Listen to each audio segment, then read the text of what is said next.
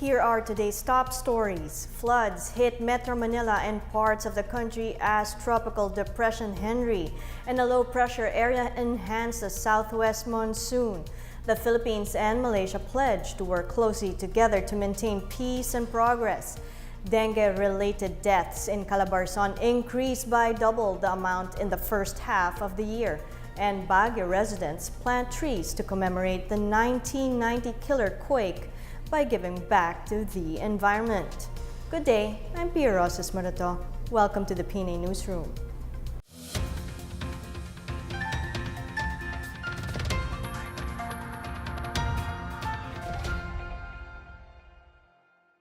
Moderate to heavy rain showers hit the country as Tropical Depression Henry made landfall over Cagayan's Fuga Island early Tuesday. Pag-asa also says a low-pressure area was spotted east of Infanta, Quezon, while the southwest monsoon was affecting the western section of the country. The enhanced southwest monsoon dumped rains over Metro Manila, Zambales, Bataan, Cavite, Batangas, Mindoro provinces, Palawan, and western Visayas. Residents in these areas are advised to watch out for possible landslides or flooding. Sea travel is risky for small sea crafts over the western seaboard of southern Luzon. Several areas in Metro Manila were flooded Tuesday morning due to heavy rains caused by the enhanced southwest monsoon or habagat. The Interagency Council on Traffic committed to provide transportation to ferry-stranded commuters in various parts of Metro Manila. Coast Guard trucks were dispatched along the LRT station of Arpapa to Pedro Hill through Taft Avenue, 2 military trucks in Mandaluyong Circle going to EDSA, and 4 military trucks from Batasan to Fairview. The local government of Marikina City has raised first alarm after the Marikina River reached 15.2 meters this morning, some 3 meters shy of critical level. Meanwhile, the Senate and the Supreme Court suspended work at 12 noon. The Philippine National Railways also suspended its operations. The Philippines and Malaysia have agreed to improve cooperation in maintaining peace and progress with their ASEAN neighbors. The two countries have also renewed their ties of friendship and brotherhood. More on this from Benj Bondoc. The Philippines and Malaysia have both pledged to work closely together bilaterally and at the ASEAN level to achieve shared aspirations of peace, progress, and security. Malacanang made this statement after Philippine President Rodrigo Duterte and newly elected Malaysian Prime Minister Mahathir Mohamad held a formal meeting in Kuala Lumpur, Malaysia. The meeting took place a day after they watched together Filipino boxing icon Manny Pacquiao's boxing match versus Argentina's Lucas Mathise on July 15. Malacanang said both leaders stressed the importance of working closely together bilaterally and with ASEAN to achieve shared aspirations of peace, progress, and prosperity, as well as greater stability and security in the region. The two also renewed and reaffirmed the long-standing brotherhood and friendship between the Philippines and Malaysia. Meanwhile, Duterte renewed his commitment to further strengthen defense and security cooperation at the bilateral and regional level. He also emphasized the need to address terrorism and violent extremism in the region and transnational crimes such as piracy and armed robbery at sea and the illegal drug trade. Duterte also thanked Mahathir for the sustained support of the Malaysian government to the quest for just and lasting peace and development in Mindanao and for taking care of Filipino workers in Malaysia. Presidential spokesperson Harry Roque, who joined the president in his trip, said Duterte has assured the Malaysian leader that the Philippines will remain a staunch ally of Malaysia in the area of security, particularly in tackling Islamic extremism and piracy in the high seas. Roque said Duterte had also invited its neighbor to revive the joint consultative meeting to discuss pending agreements and other possible collaboration. For the PNA Newsroom, I am Benj Bondo. The Department of Justice may consolidate the complaints filed before the Office of the Ombudsman against former and incumbent officials of the Department of Health involved with the anti-dengue vaccine Dengvaxia. The NBI recommended the conduct of preliminary investigation against former President Noynoy Aquino and his correspondents, including former Budget Secretary Florencio Abad, former Health Secretary Janet Garin, and the NBI said Aquino, Abad, and Garin should be held liable for technical malversation. The Volunteers Against Crime and Corruption and Vanguard of the Philippine Constitution Incorporated filed a complaint before the DOJ in February for graft and other violations of the law. The vaccine was purchased for the amount of 3.5 billion pesos and was used for the vaccination of some 830,000 children. The Public Attorney's Office cited that there are over 200 deaths which could be attributed to Dengvaxia. The DOH suspended the vaccination program in December 2017 after Sanofi Pasteur said the vaccine poses risk to those with no prior dengue infection. A dispute over a 96 million tourism project in Nueva Ecija was pinpointed as a motive behind the murder of Mayor Ferdinand Botef General Tino Nueva Ecija. Police Regional Office 3 Director Chief Superintendent Amador Corpus said the leadership of the local Iglesia ni Cristo Church closely coordinated with the PNP in identifying the suspects. The vehicle used in the crime was seen in security camera footage in entering the INC compound shortly after the murder. The PNP identified the mastermind as contractor Christian Sakilabon. Sakilabon was supposedly upset over the implementation of the project to further develop the Minalunga Convergence Park Zone, a popular tourist destination in General Tino Town. Botef's family is also said to be in the construction business. PNP CIDG Director Roel Obusan said they will formalize indictments and seek a whole departure order from the Bureau of Immigration for other suspects still at large.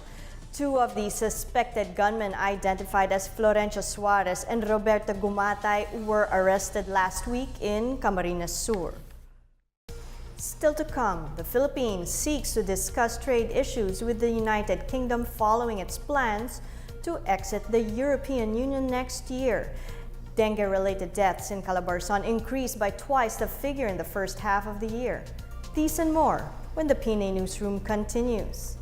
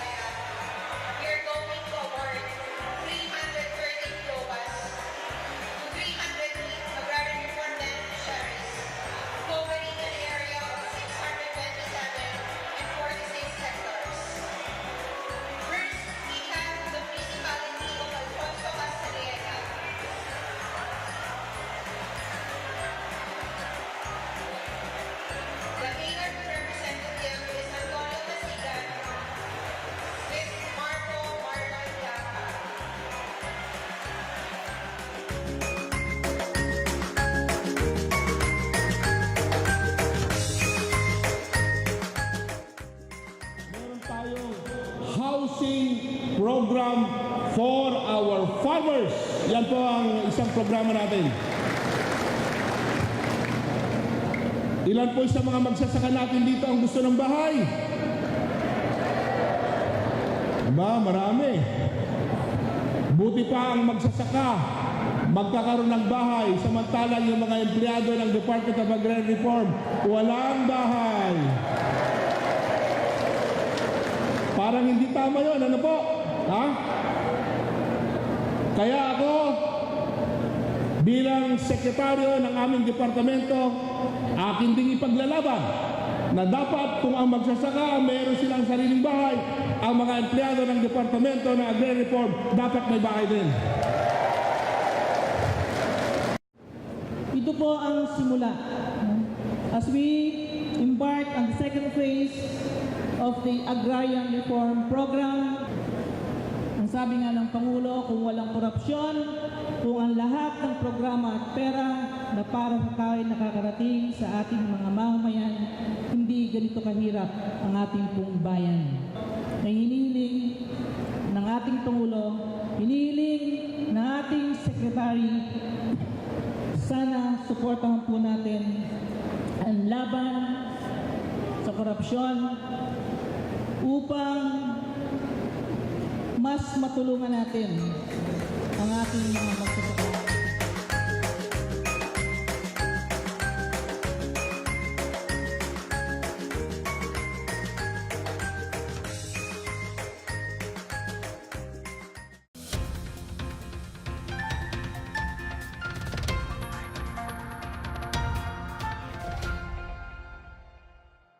The Department of Trade and Industry is seeking a meeting with British International Trade Secretary Liam Fox to clarify trade relations between the Philippines and United Kingdom once it formally exits the European Union next year.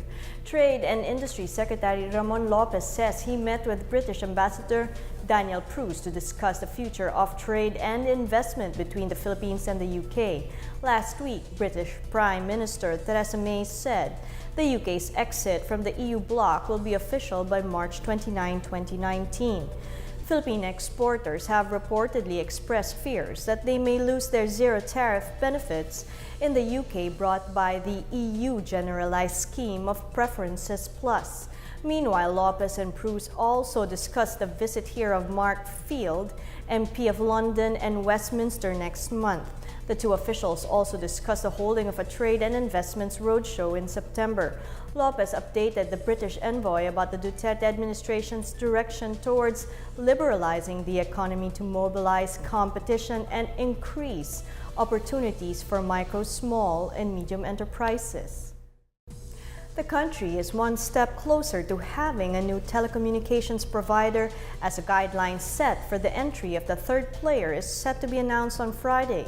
More on this from Miguel Hill.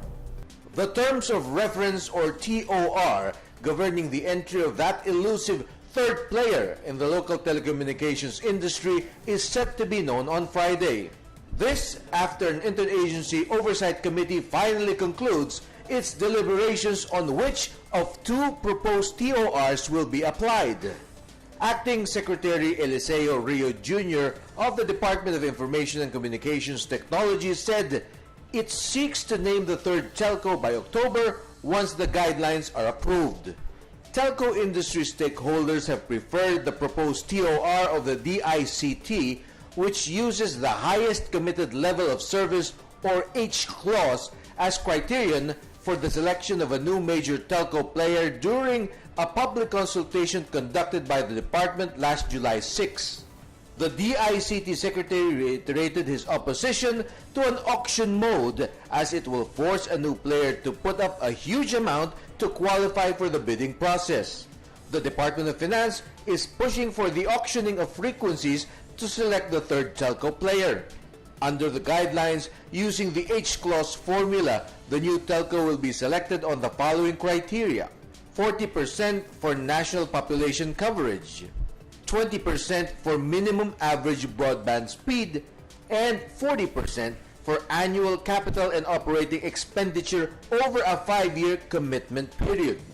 The guidelines using the auction mode stipulates that the bidder that will offer the highest annual capital and operating expenditure for a 5-year commitment period shall be selected as the new major telco player.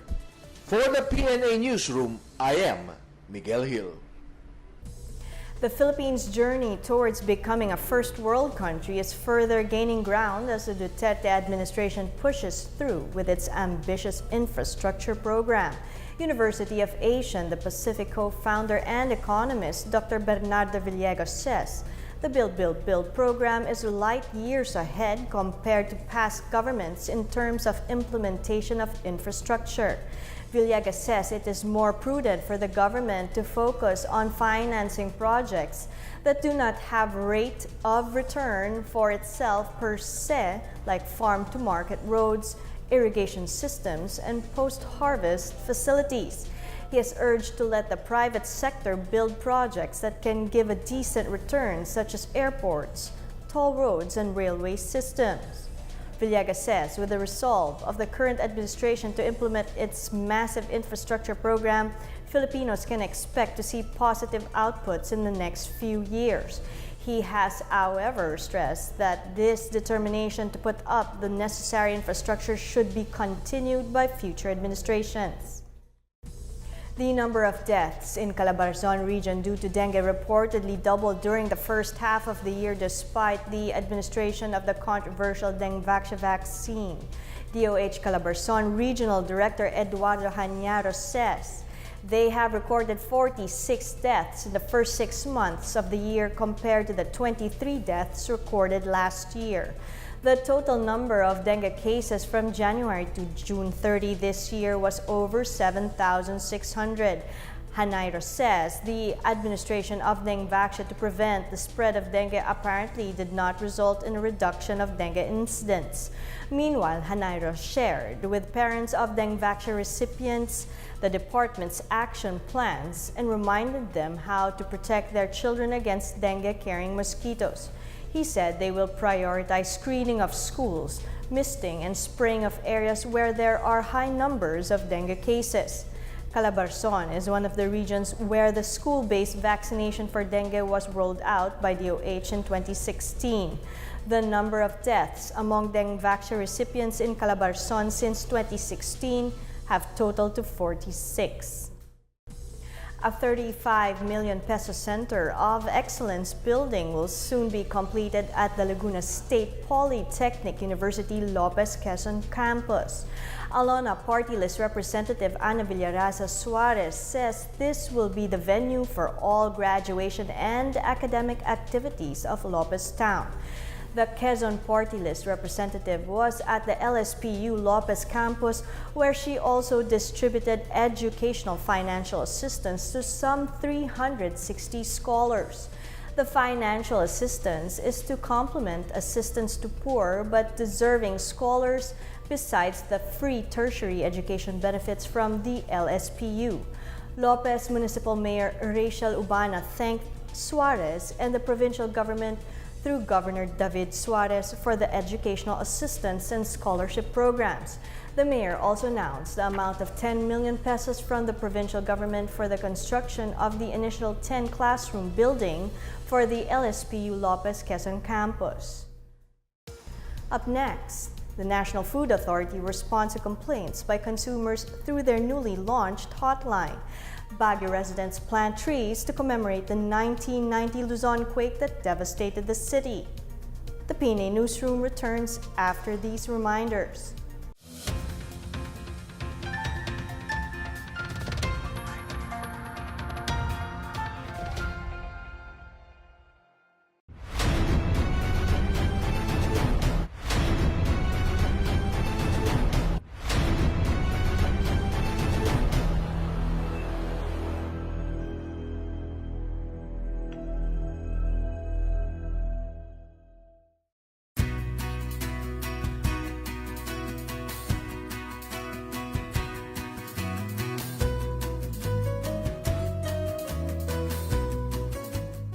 Libo-libong mga pamilya sa probinsya ng Maguindanao ang makakabenepisyo sa nalalapit na turnover ng water system project sa ilalim ng ARMM Humanitarian and Development Assistance Program o HDAP. Ang potable water supply system ay may pondong 165 million pesos na inimplementa ng Department of Interior and Local Government o DILG ARMM. Isa lamang ito sa mga major components ng HDAP mula nang mabuo ito noong 2016 sa inisyatiba ni ARMM Governor Mujib Hataman. Ayon kay RPDO ARMM Executive Director Baintan Ampatuan na siya ring Program Manager ng HDAP, ang pagpaplano sa mga proyekto ng HDAP ay nakabase sa pangangailangan ng mga benepisyaryo. The water project is one of the development initiatives that we see to it that in the long range the community will benefit, and this will cover 8 municipalities, including the source municipality, which is the municipality of Ampatuan, and it actually covers around 100 barangays. Kabilang sa mga munisipyo na makakabenepisyo sa patubig ay ang mga sumusunod.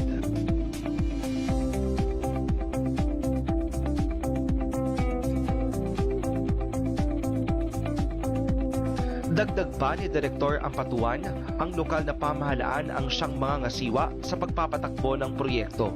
We actually created an organization of the LGUs, and there's an interim chair, one of the LGUs in the 15 municipalities that is covered by the HDAP. So there is an organization that will oversee the management and operation. Kamakailan ay binisita ng Regional Project and Monitoring Committee o RPMC ARMM ang project site upang matingnan kung maayos ang pagkakagawa ng water system project. Kasama ng mga engineers na dumisenyo sa proyekto, ipinakita sa monitoring team ang main source ng tubig, kung saan ito dumadaloy patungo sa mga kabahayan at ang filtration process nito.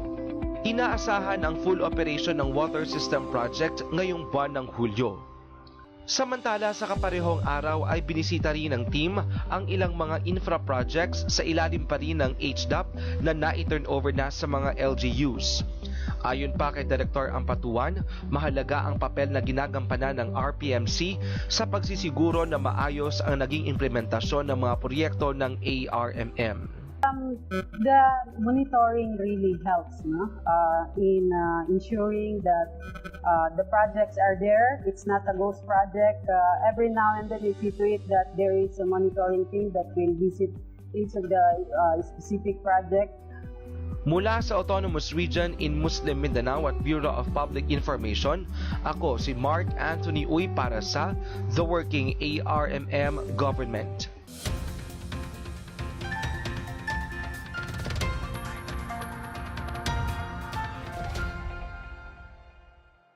The National Food Authority reports that they have received 170 complaints through NFA Contra Abuso, the hotline launched 5 days ago. The NFA says among the most frequent complaints are the lack of NFA rice in the market, rebagging of imported rice by unscrupulous traders, and overpricing. NFA Administrator Jason Aquino says they have already responded to these complaints. From January to March, the NFA recorded some 6,600 violators. 1,667 apprehensions were made during inspections in April and May. Violators will be subject to non-renewal of their NFA license. Aquino says the public has been helpful in monitoring the price of NFA rice in the market. The local government of Bocaue, Bulacan has announced the construction of its first ever public hospital. Senator Joel Villanueva on Monday led the groundbreaking rites for the Joaquin Villanueva Medical Center in his hometown. The Joaquin Villanueva Medical Center is an extension of Josebi Lingad Memorial Hospital located in San Fernando, Pampanga. Mayor Villanueva Tugna says the hospital will have a 50-bed capacity and can employ up to 150 medical and allied health professionals. The Joaquin Villanueva Medical Center will be departmentalized and equipped with various services in the specialties of medicine, pediatrics, obstetrics, and gynecology and surgery, among others. There will also be a provision for a general intensive care unit for critically ill patients, tertiary clinical laboratory and imaging facility, and mobile x-ray within the center. Senator Villanueva thanked the national government for supporting their advocacy in providing quality health care to the people of Bocaue. Ateneo fell before South Korea's fluid offense in their Jones Cup clash at the Xinchuang Gymnasium in New Taipei City on Monday night. The Blue Eagles were actually in the thick of things most of the game against South Korea's national team, which was quickly saddled with turnover woes. Soccer, however, made up for its errors with pinpoint passing, with 30 assists on 36 made baskets and a fine stroke from the perimeter highlighted by 10 triples out of 18 tries. Ateneo eventually fizzled in the fourth quarter, only making 12 points in the final 10 minutes. Ricardo Ratliff and Hyo Il-yong each chipped in 15 points for South Korea. 30 Ravina made 14 points, 4 rebounds, 4 assists, and 5 steals for Ateneo, who now has 1 win and 1 loss each. As Filipinos look back on the killer quake that rocked the country 28 years ago, residents of hard-hit Baguio City commemorated the tragedy to raise awareness about the environment. Janice Cave has this story. Government workers and members of the media in Baguio City planted 100 pine trees at the Busol watershed in memory of those who perished in the killer quake that rocked northern and central Philippines exactly 28 years ago. Dexter C. of the City Information Office told the participants that the tree planting is part of the Eco Walk activity conceived in 1992 by the Baguio Correspondents and Broadcasters Club, led by then City Information Officer Ramonda Kawi. The local government adopted the tree planting initiative as an environmental awareness activity. City Information Office Chief Eileen Refuerzo said the tree planting activity was conceptualized as a memorial to those who died in the 1990 killer earthquake that left over 1,000 people dead and over 300 still missing. The tree symbolizes the perished soul, according to Joseph Zambrano of the Philippine Information Agency in Cordillera. During the Eco Walk, a pig was butchered the traditional way and offered to Kabunyan to prevent a repeat of a similar disaster. The Kawi, a native of Ifugao, had also adopted the muyo, or forest in the Tuwali dialect, in planting and nurturing seedlings. Zambrano said this is a disaster prevention measure in itself. The EcoWalk program won for Baguio City the 1996 Galing Pook Award bestowed by the Asian Institute of Management and the Department of the Interior and Local Government. Children's environmental immersion into how forests sustain life was made a model throughout the world. Its effectiveness was cited by the United Nations Environmental Program, which conferred on the Children's Project its 2002 Global 500 Award. For the PNA Newsroom, I'm Janice Cave. Let's now check out the weather forecast for Metro Manila and the rest of the country.